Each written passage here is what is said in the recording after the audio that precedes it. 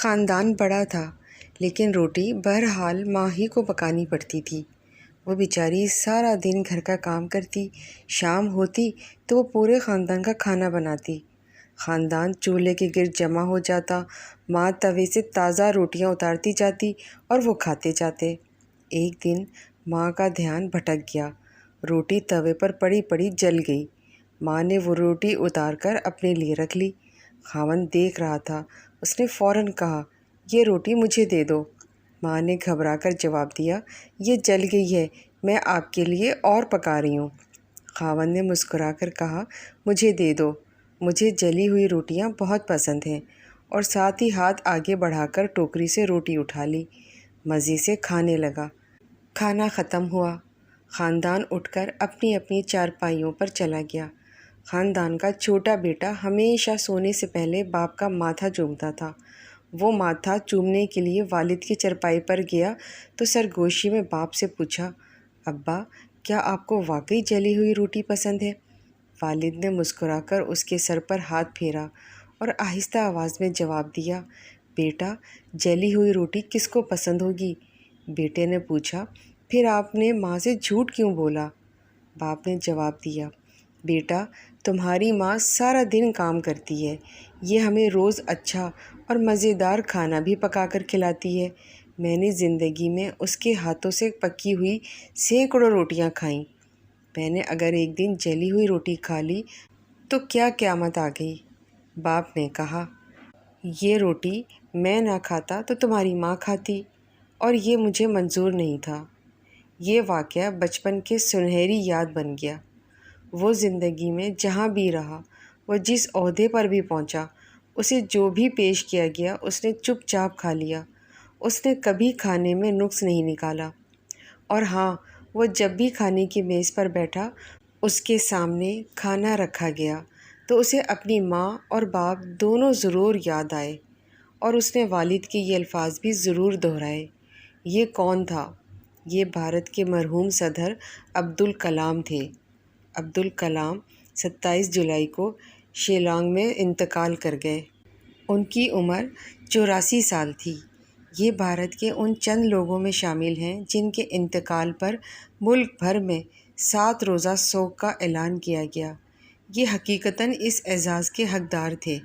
یہ 1931 میں بھارت کے ایک جزیرے میں پیدا ہوئے۔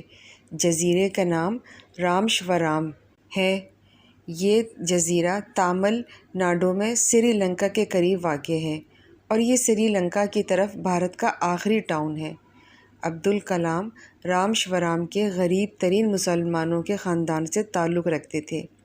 والد کا کل اثاثہ ایک کشتی تھی۔ وہ یہ کشتی یاتریوں کو کرائے پر دے دیتے تھے۔ کشتی کا کرایہ خاندان کا نان نفقہ تھا۔ عبدالکلام کے بڑے بھائی نے بچپن میں پرچون کی دکان بنا لی۔ عبدالکلام کا بچپن اور جوانی حسرت میں گزری۔ وہ 3-4 سال کی عمر میں املی کے بیج اکٹھے کرتے، سارے دن کی محنت کے بعد انہیں ایک آنا ملتا تھا۔ وہ بھائی کی دکان پر بھی بیٹھتے تھے اور لوگوں کے گھروں میں اخبار بھی پھینکتے تھے۔ وہ اناج منڈی میں بھی کام کرتے رہے۔ وہ کام کے ساتھ ساتھ پڑھائی کرتے تھے، بہت لائق تھے، چنانچہ بچپن ہی میں وظیفے ملنے لگے۔ رامیشورم میں ہندوؤں کی اکثریت تھی۔ اسکول میں بھی مسلمان طالب علم کم تھے۔ اساتذہ مسلمان طالب علموں پر سختی کر کے انہیں اسکول سے بھگا دیتے تھے۔ وہ بھی استادوں کے اس ناروا سلوک کا نشانہ بنتے رہتے تھے، لیکن ثابت قدمی اور اللہ کی مدد دونوں ان کے شامل حال تھی۔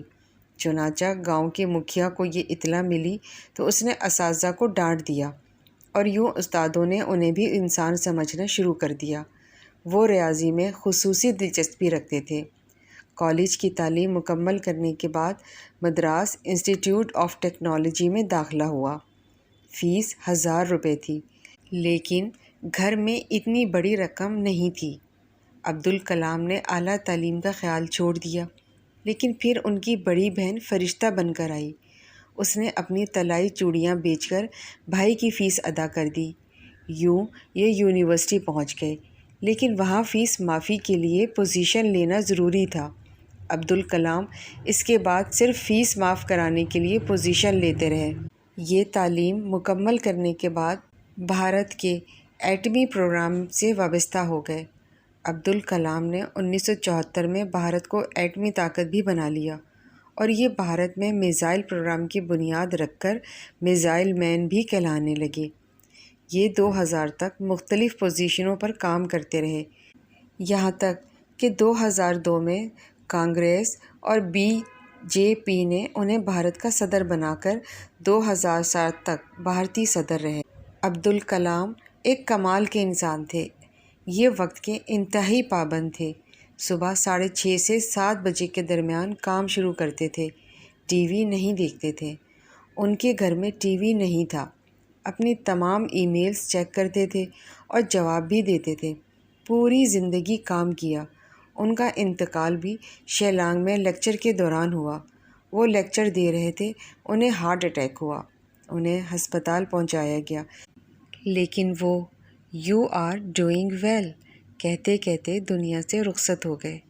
یہ ذاتی زندگی میں انتہائی سادہ، ایماندار اور مستقل مزاج تھے۔ وہ ایوان صدر میں 3 بکسے لے کر آئے اور یہ 3 بکسے ہی ان کے ساتھ واپس گئے۔ بھارت کے پہلے مسلمان صدر ڈاکٹر ذاکر حسین کے دور سے ایوان صدر میں رمضان میں افطار ڈنر دیا جاتا تھا۔ ڈاکٹر عبدالکلام صدر بنے۔ ان کی صدارت کا پہلا رمضان آیا۔ مہمانوں کی فہرست دیکھی، اسٹاف کو بلایا اور کہا، یہ تمام لوگ خوشحال ہیں، افطاری ان کا ایشو نہیں، ہم کیوں نہ یہ رقم یتیم خانوں میں تقسیم کر دیں۔ اسٹاف نے حیرت سے ان کی طرف دیکھا۔ صدر نے پوچھا، افطار ڈنر پر کتنی رقم خرچ ہوتی ہے؟ جواب ملا، 2.5 لاکھ روپے۔ ڈاکٹر عبدالکلام نے 2.5 لاکھ روپے منگوائے، 1 لاکھ روپے ذاتی جیب سے ڈالے، 3.5 لاکھ روپے کا آٹا، دالیں، کمبل اور سویٹر منگوائے اور یہ سامان دہلی کے 28 یتیم خانوں میں تقسیم کرا دیا گیا۔ وہ جب تک صدر رہے، وہ افطار ڈنر کی رقم اسی طرح یتیم خانوں میں تقسیم کراتے رہے۔ ڈاکٹر عبدالکلام نے مئی 2006 میں اپنے پورے خاندان کو ایوان صدر بلایا۔ خاندان کے 52 افراد ان کی دعوت پر دہلی آئے۔ ان میں ان کے 90 سال کے بڑے بھائی بھی شامل تھے اور 1.5 سال کی پوتی بھی۔ یہ لوگ 8 دن ایوان صدر میں رہے۔ صدر نے انہیں اجمیر شریف بھی بھجوایا۔ یہ لوگ واپس چلے گئے تو صدر عبدالکلام نے اپنے خاندان کی رہائش، خوراک اور ٹرانسپورٹ کا بل منگوایا۔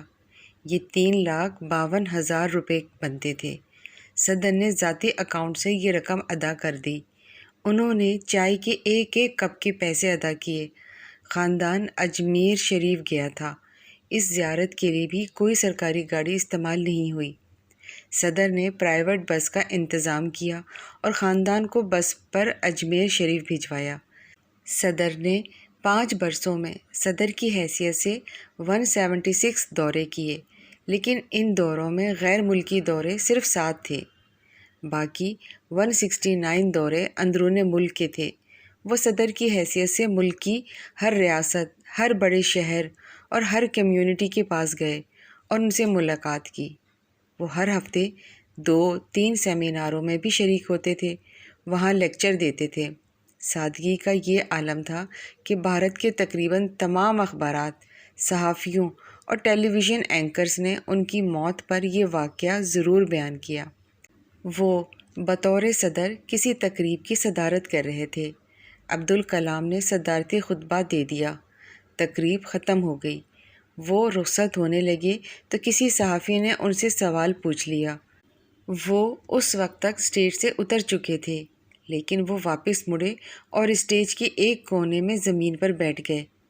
ہال میں بیٹھے لوگ فوراً کھڑے ہو گئے، لیکن عبدالکلام نے ہاتھ کے اشارے سے انہیں بٹھایا اور خود زمین پر بیٹھے بیٹھے صحافی کی بات کا جواب دیا۔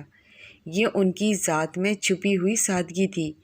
وہ اس سادگی کا مظاہرہ کرتے وقت پروٹوکول بھی فراموش کر دیا کرتے تھے۔ وہ کس قدر بڑے انسان تھے، آپ اس کا اندازہ ان کے دورے امریکہ سے لگا لیجئے۔ یہ 2011 میں امریکہ کے دورے پر گئے۔ یہ نیو یارک ایئرپورٹ پر پہنچے تو یہ اپنے لباس، انداز اور نشست و برخاست کسی زاویے سے VIP نہیں لگتے تھے۔ چنانچہ سیکیورٹی احکام نے انہیں تلاشی کے لیے روک لیا۔ ڈاکٹر عبدالکلام نے پیشانی پر شکن ڈالے بغیر تلاشی دے دی، کلیئر ہوئے اور آرام سے باہر آ گئے۔ امریکی احکام کو اس واقعے کا علم ہوا تو امریکہ نے اس رویے پر بھارت سے تحریری معافی مانگی۔ یہ سلوک دنیا کے بے شمار حکمرانوں کے ساتھ ہو چکا ہے۔ ہمارے اپنے وزراء اور عسکری احکام امریکی ایئرپورٹس پر اس سلوک کا شکار ہو چکے ہیں، لیکن امریکہ نے معافی صرف عبدالکلام سے مانگی۔ یہ اعزاز بھی صرف انہی کو حاصل ہوا۔ دنیا میں بے شمار سیلف میڈ لوگ حکمران بنتے ہیں۔ دنیا میں ڈاکٹر عبدالکلام جیسے لوگ بھی بے شمار ہیں۔ یہ وہ لوگ ہیں جنہوں نے انتہائی غربت میں آنکھ کھولی اور کھردری زمین پر گھٹنوں کے بل چل چل کر کامیابی کے آخری زینے تک پہنچے۔ دنیا میں کامیابی انوکھی بات، انوکھی چیز نہیں، لیکن کامیابی کے بعد اور ملک کے اعلیٰ ترین عہدے پر پہنچ کر اپنی سادگی، اپنی ایمانداری اور اپنی عاجزی کو قائم رکھنا کمال ہوتا ہے۔ اور ڈاکٹر عبدالکلام کا یہ کمال قسم کا کمال تھا۔ آپ نے درویشیوں کو بادشاہ بنتے اور بادشاہوں کو درویش بنتے دیکھا ہوگا، لیکن آپ نے کسی درویش کو تخت پر بیٹھ کر اپنی درویشی سنبھالتے نہیں دیکھا ہوگا۔ لیکن ڈاکٹر عبدالکلام ایک معمولی کشتی بان کے صاحبزادے ڈاکٹر عبدالکلام نے یہ کمال کیا۔ یہ تخت کے سامنے کھڑے ہو کر بھی درویش تھے اور یہ تخت پر بیٹھ کر بھی درویش رہے۔ یہ پانی پر چلتی کشتی کی طرح اقتدار کا سفر پورا کر کے دنیا سے چپ چاپ چلے گئے۔ آپ ڈاکٹر عبدالکلام کی یہ ساری داستان پڑھیں اور اس کے بعد اس سوال کا جواب دیں، کیا 20 کروڑ لوگوں کے اس ملک میں ڈاکٹر عبدالکلام جیسا ایک شخص موجود ہے؟ کوئی ایک شخص، ہم جس کی سادگی، ایمانداری اور درویش کی قسم بھی کھا سکیں اور ہم جس کے انتقال پر 7 روزہ سوگ بھی منا سکیں؟ کوئی ایک، ہاں کوئی ایک ایسا شخص جو بھرپور زندگی گزارنے کے بعد یہ کہتا ہوا اطمینان سے چلا جائے، فنی گائے، یو آر ڈوئنگ ویل۔